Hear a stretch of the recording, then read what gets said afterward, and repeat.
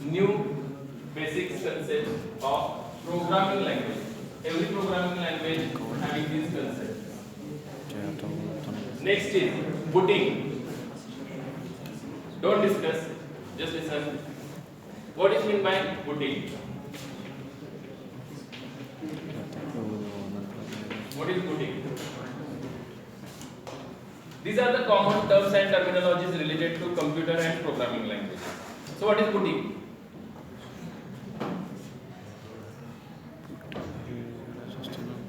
When you press the start button of the machine and machine get started, okay, till your main window is come. At that period, whatever may be done internally, that process is called as booting process. कुठल्याही आजपर्यंत machine हे काय करता आलं नाही आपल्याला पूर्णपणे booting free करता आलं नाही. कुठलंच मशीन ड्युरेशन कमी करता आलं. पहिल्यांदा 5 मिनिटं लागत असतील, ठीक आहे, सेलेरॉन मशीनला ते आता 3 मिनिटं लागत असतील. कुठल्या P5 म्हणजे i7 i5 मशीनला सपोज 3 मिनिटं लागत असतील, पण बूटिंग होतं. असं होतं का रे? मशीन ऑन केलं, डायरेक्ट विंडो आली, स्लीप मोड मध्ये असताना नाही. आलं लक्षात? म्हणजे स्लीप मोड मध्ये टाकला आणि ऑन केलं तर नो. शटडाऊन केल्यानंतर जस्ट बटन ऑन केलं आणि तुम्हाला मशीन ऑन झाले, direct on, first screen start असं तुमचं आलं. असं होतं का रे? नाही, कारण काही वेळ लागतो. का वेळ लागतो रे? It requires time. Device initialization काय होत असतं? डिव्हाइस इनिशियलायझेशन होत असतं. बघा, आपण सकाळी उठतो, तुम्ही सकाळी उठला की डायरेक्ट कॉलेजला येता का रे? 8:30 ला कॉलेज आहे, डायरेक्ट उठता, डायरेक्ट कॉलेजमध्ये. असं होतं का? नो. ओके, आपण काय घेतो? थोडासा टाइम घेतो. झोपेत असतो त्यावेळी काय करतो? बाकीचे डिव्हाइसेस इनिशियलाइज करत असतो. बरोबर आहे? हात असतील, पाय असतील, डोळे असतील, उघडतो, व्यवस्थित बघतो, थोडा वेळ घेतो, लक्षात, आणि मग उठतो. बाकीच्या गोष्टी ज्या इनिशियलायझेशनच्या असतील त्या सगळ्या करतो पूर्ण, आणि नंतर काय येतो? कॉलेजला येतो. समजतंय का? इनिशियलायझेशन सेम आहे, आपल्या बेसिसवरच ते मशीन पण अवलंबून आहे. लक्षात, ॲज इट इज जे आपण कन्सेप्ट आहेत, नॅचरल ह्युमन बिईंगचे जे कन्सेप्ट आहेत ते ॲज इट इज कशात आहेत? कम्प्युटर्समध्ये. तर बुटिंग लागतंच. कुठलीही आजपर्यंत कुठलीही ओएसला बुटिंग न होता होत नाही. का सांगतो? कुठलंही मशीन ऑन केलं तर त्याला बरेच डिव्हाइसेस जोडलेले असतात आपल्या मशीनला. मॉनिटर असेल, कीबोर्ड असेल, माऊस असेल, रॅम असेल, मदरबोर्ड असेल. ओके, या सगळ्यांना पॉवर सप्लाय होऊन काय होतात? डिव्हाइस इनिशियलायझेशन चालू होतं. ओके, त्यात सर्वात महत्त्वाचं इनिशियलायझेशन म्हणजे आपण रॅम.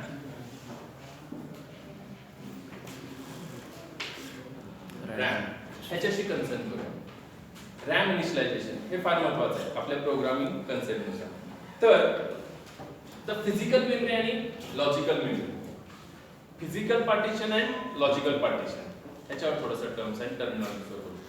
फिजिकल, तुम्ही जर कॅबिनेट ओपन केलं सीपीयूचं आणि जर पट्टी सारखे ज्या चिप्स दिसतात त्या फिजिकल मेमरीज असतात. आपण हातात घेऊ शकतो, बघू शकतो, फील करू शकतो, कसे दिसतात, काय वगैरे वगैरे. That is physical memory. Okay, जेव्हा बुटिंग चालू होतं, ओके, तेव्हा ती फिजिकल मेमरी काय होते? लॉजिकल पार्टिशन मध्ये डिव्हाइड होते. लॉजिकल पार्टिशन, ठीक आहे. तर तुमची रॅम जी असते always divided into 4 logical partitions. Logical म्हणजे नॉट प्रेझेंट फिजिकली. तुम्ही जर ती फिजिकली काढून बघितली तर असं तुम्हाला पार्टिशन दिसत नाही, 4 पार्टिशन आहेत त्याच्यावर, लक्षात आलं. पण logically when you start the machine काय होतं? RAM initialization. आणि रॅम इनिशियलायझेशन होताना रॅमचे काय होतात? 4 पार्टिशन मध्ये डिवाइड होतात. These are most important part, memory management. Okay, so for memory management, first partition is called as stack partition. Second partition is called as heap partition. Third partition is called as global or static partition, and fourth partition is called as code partition. Okay, so this RAM is divided into 4 logical partitions. Clear? Whatever may be the first software, that is your OS, operating system, is loaded into the code memory. At the time of initialization of the RAM, first software, that is your operating system, okay, which is load into the RAM, which partition? On the code partition. Clear? After that, all that partitions are initialized. You know that RAM is nothing but the combination of flip-flops. Clear? So this first they make the partition of your physical RAM into logical partition, code partition. After that, बघा हे जे flip flops असतात त्यांना ज्या पद्धतीनं energy provide केली जाते current बसतो त्या पद्धतीने काही फ्लिप फ्लॉप्स ऑन होतात, काही ऑफच राहतात. ओके, कुठल्या स्टॅक पार्टिशन आणि हिप पार्टिशन ह्या दोन पार्टिशन वरचे जे काही फ्लिप फ्लॉप्स असतात जशी एनर्जी प्रोव्हाइड केली जाईल त्या पद्धतीने कोणी ऑन असतं कोणी ऑफ असतं randomly. No sequence is there. But global partition आणि code partition, that is also called as static partition and code partition, इथं मात्र काय होतं एक प्रोग्राम रन केला जातो. each and every partition flip flop is set to the zero value म्हणजे of. काय केलं जातं each and every जे काही फ्लिप फ्लॉप्स आहेत त्यांना काय केलं ते कुठली व्हॅल्यू प्रोव्हाइड केली जाते 0 म्हणजे ऑफ. पण या दोन पार्टिशन मधले काय असतात ऍज इट इज, काही ऑन राहतील काही ऑफ राहतील रॅन्डमली. समजतंय? म्हणून या दोन पार्टिशन वर जेव्हा व्हेरिएबल इनिशियलाइज होतो, we will see that part afterward, जेव्हा इनिशियलाइज होतो तेव्हा इनिशियल व्हॅल्यू काय असते इथं सपोज a हा व्हेरिएबल इथे इनिशियलाइज झाला कुठल्या पार्टिशन वर स्टॅक पार्टिशन वर. ठीक आहे, दॅट व्हॅल्यू कुठली असते इनिशियल गार्बेज. आपण काय म्हणतो इथं गार्बेज. गार्बेज म्हणजे कचरा, अनएक्सपेक्टेड व्हॅल्यू म्हणजे आपण प्रिडिक्ट करू शकत नाही. काही असू शकतो कचरा, हा काही असू शकतो. Unwanted anything is called as garbage. Clear? Likewise in the global partition वर जर व्हेरिएबल इनिशियलाइज झाला, suppose b variable initialize on the global partition stack partition and we cannot initialize the value म्हणजे व्हेरिएबलला आधी व्हॅल्यू असाइन केली नाही तर initial value काय असते 0. Okay, this is the basic concept. Why it is because of RAM initialization. समजतंय? RAM initialize जेव्हा होते तेव्हा ग्लोबल आणि स्टॅक कोड पार्टिशन वरचे सर्व flip flop set to 0. But on the stack or heap partition वरचे सर्व जे फ्लिप फ्लॉप्स असतात ते रॅन्डमली ऑन किंवा ऑफ असतात. क्लियर? समजतंय? तर ह्यासाठी वेळ लागतो. This is done at the time of booting. समजतंय? एक झालं हे आपल्या कन्सर्नला प्रोग्रामिंग साठी हे महत्त्वाचं आहे. कुठलं? Memory management. Memory management means मेमरीवर व्हेरिएबलला मेमरी कशी मॅनेज होते. Okay, memory managements are also two types, static memory management and dynamic memory management. जर मेमरी मॅनेजमेंट ही प्रायोर केली at the compile time then it is called as static or compile time memory management. आणि जर memory management dynamically केली run time execution टाइमला, that is called as run time memory management. आपण बऱ्याच वेळा करतो बघा स्टॅटिक आणि run time memory management. For example आताच एक्झाम्पल देतो की इथं आपण काय टाकलं, एक मंडप टाकलाय ग्रॅज्युएशन सेरेमनी. मला माहिती आहे प्रिडिक्टेड किती लोक येतील 1000. मग मी काय करतो पहिल्यांदाच मेमरी मॅनेजमेंट करतो म्हणजे चेअर ठेवतो.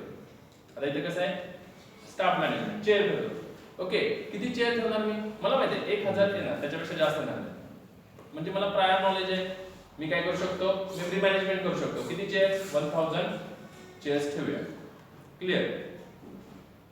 अचानक काय होतं 100 लोक वाढले तर मला काय करायला लागतं, प्रोग्राम चालू आहे 1000 लोक आले बसलेत, अजून प्रोग्राम चालू असतानाच काय झालं 100 लोक अजून वाढले, चेअर्स कमी पडल्या. तर मी काय करतो डायनॅमिकली काय करतो चेअर्स आणतो. म्हणजे लगेच ऑर्डर करतो किंवा दुकानातून लगेच काय करतो त्या चेअर तिथं आणून ठेवतो. At the run time program काय आहे तुमचा चालू असताना, that is called as dynamic memory management. Okay, so these terms are related with memory, that is dynamic memory management and static memory management. Clear? Memory म्हणजे memory, that memory word is related to RAM only, random access memory, not related to disk, hard disk, HDD. Clear? It is only related to RAM. Memory means random access memory, or it is also called as primary memory. So understood what is the meaning of logical and physical. What is the meaning of logical? Logical means it does not exist physically. This partition is based on logical. Okay, if we check whether the partitions are there on the RAM, we does not see physically, but logically when you start machine, that partitions appear. So it is logical partitions. Okay, but RAM is physical. RAM is physical. RAM जेव्हा आपण बघतो ती RAM कशी असते, जेव्हा हातात घेतो physical असते, पण हे पार्टिशन्स असतात ते कसे असतात, logical partition. Clear?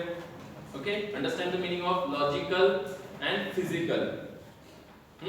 Then after that, 4 different partitions: stack partition, heap partition, global and or static partition, and code partition.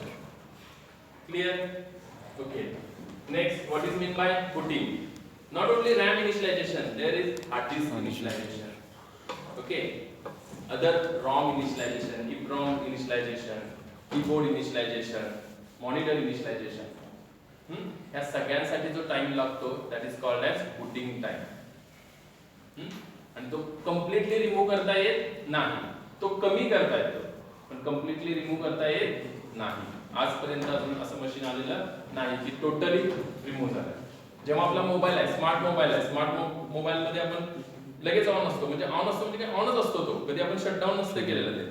कशाला? That is also one type of computer, smart mobiles. Clear? ते ऑनच असतात, त्यामुळे लगेच आपण काय करतो, स्क्रीन आपल्याला दिसते. बूटिंग नेहमीच होतं. So understand the meaning of booting, physical memory, logical partitions, types of partitions. Okay, we will see all these partitions in detail afterwards in next lectures. Okay, but just the basics of programming language. Today we will see only basics. Understand? Okay. So next, that is data type and storage type. Most of time we use the word data type and storage type. So what is the meaning of data type? What is data type? So data types means there are different data types where we store the actual value. Each and every variable, whenever we write in programming language any variable having two things. One is data type and another one is storage type. बघा, कुठलाही variable असू दे, जेव्हा जेव्हा आपण programming language मध्ये variable वापरणार आहोत, variable concept वापरणार आहोत, त्या वेळी काय होणार आहे, आपल्याला दोन गोष्टीची गरज पडणार आहे. एक डेटा टाइप, दुसरा स्टोरेज टाइप. ओके, का हे आपण विचारतो. काय विचार केला आपण? फक्त कुठलाही व्हेरिएबल लिहिला मी, ए इज द व्हेरिएबल लिहिताना मला दोन गोष्टी लिहाव्याच लागणार आहेत प्रोग्रामिंग लँग्वेज मध्ये, कुठल्याही प्रोग्रामिंग लँग्वेज मध्ये, any type of programming language. What is data type? For example, int, this is data type, and second one is storage type. Suppose static, this is the storage type. This is called as storage type, this is called as data type. ठीक है? तर का प्रत्येक व्हेरिएबलला data type आणि storage type का लागतो? तर कंपायलरचं काय काम आहे? What is the function of compiler? One most important function is translate static memory management. Static memory management. आणि मेमरी मॅनेजमेंट कशाला होते? Only for variables. लक्षात घ्या, प्रोग्राम मध्ये जे जे व्हेरिएबल्स असतील त्यांनाच फक्त काय करतो कंपायलर? मेमरी मॅनेज करतो. कुठं? On the RAM. क्लियर? ते स्टॅटिक मेमरी मॅनेजमेंट करण्याचं काम कुणाचं आहे? कंपायलरचं. तर कंपायलरला काय माहित असणं गरजेचं आहे रे? फॉर एक्झाम्पल बघा, इथं फंक्शन आहे आपलं ग्रॅज्युएशन सेरेमनी. ओके, त्यासाठी मला काय करायचं आहे? गेस्ट मॅनेजमेंट करायचं आहे.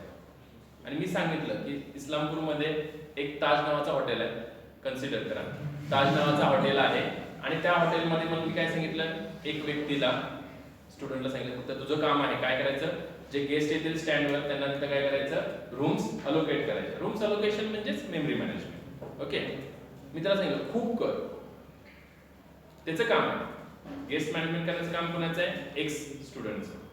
मी त्याला सांगितलं खूप लोक येतील आणि मेमरी मॅनेजमेंट कर, म्हणजेच रूम मॅनेजमेंट कर आणि त्यांना व्यवस्थित रूम दे. तो जेव्हा ताज हॉटेलमध्ये जाईल तेव्हा त्याला काय क्वेश्चन पडेल रे, सपोज गेस्ट यायला लागले, मॅनेजर विचारेल किती रूम्स बुक करू, पहिला क्वेश्चन असेल किती रूम्स बुक करू.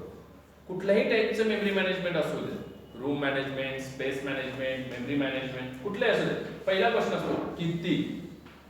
बरोबर आहे ना, पहिला काय क्वेश्चन असणार आहे किती. कुणाला पण विचारा तुम्ही काय म्हणणार, तो किती करू. 2 पण खूप असतात, 4 पण खूप असतात, खूप असं होऊ शकत नाही ना, एम्बिगियस वर्ड आहे. ठीक आहे, तर आपला पहिला क्वेश्चन कुठला असणार आहे, ज्याला करायचं आहे मेमरी मॅनेजमेंट त्याला पहिला क्वेश्चन विचारला पाहिजे त्यानं किती ठेवू रूम्स बुक करून. बरोबर आहे, क्लिअर. दुसरा क्वेश्चन काय विचारणार आहे, जर त्या हॉटेलमध्ये वेगवेगळ्या टाईपच्या रूम्स असतील, special, okay, AC, non AC, general, जर कॅटेगरीच्या रूम असतील तर तो दुसरा क्वेश्चन पण विचारेल काय, कोणत्या टाईपच्या. काय म्हणजे कुठलाही मेमरी मॅनेजमेंट करताना मला या 2 गोष्टींची काय करावं लागेल, आन्सर्स द्यावे लागतील. तसंच कंपायलरला सुद्धा जर ए व्हेरिएबल साठी मेमरी मॅनेजमेंट करायची असेल तर त्याला काय माहित असणं गरजेचं आहे, ए साठी किती बाइट्स रिझर्व करायचे आणि हे कोण सांगतं, डेटा टाइप. कुणाला सांगतो, कंपायलरला. समजतंय. आणि हा आता ए कुठे स्टोअर करायचं आहे तर रॅम वर स्टोअर करायचं आहे, प्रायमरी मेमरीवर रॅम वर स्टोअर करायचं आहे. पण रॅमचे परत काय आहे, 4 पार्टिशन आहेत, त्या कुठल्या पार्टिशनवर हे कोण सांगतं, स्टोरेज टाइप. बरं, दिस इज बेसिक. कुणाला सांगणं गरजेचं आहे, कंपायलर. कारण memory management, static memory management करायचं काम कोणाचं आहे, कंपायलरचं. तर त्याला माहित असणं गरजेचं आहे की त्या व्हेरिएबल साठी डेटा टाइप कुठला आहे, इंट. तर इंट असेल तर त्याला किती बाइट्स रिझर्व करू, त्याला समजतं 2 बाइट्स. आणि स्टोरेज टाइप वरून काय करतं, कुठल्या पार्टिशनवर, तर स्टॅटिक पार्टिशनवरचे 2 बाइट्स रिझर्व कर, कशासाठी, व्हेरिएबल ए साठी. Okay, so for that purpose data type and storage type is there. Clear? So whole language is based on basically data type and storage type, because there are chapters. First chapter is introduction, then control statement, then array, function, okay, pointers, structure, union. All these are structure, pointers, union, array, function. All these are nothing but the data types. Okay, that we will discuss in later section. So today we will stop here. These are the basics of data types, storage type, and booting. Next one is the different partitions of memory. Okay, so we will stop here.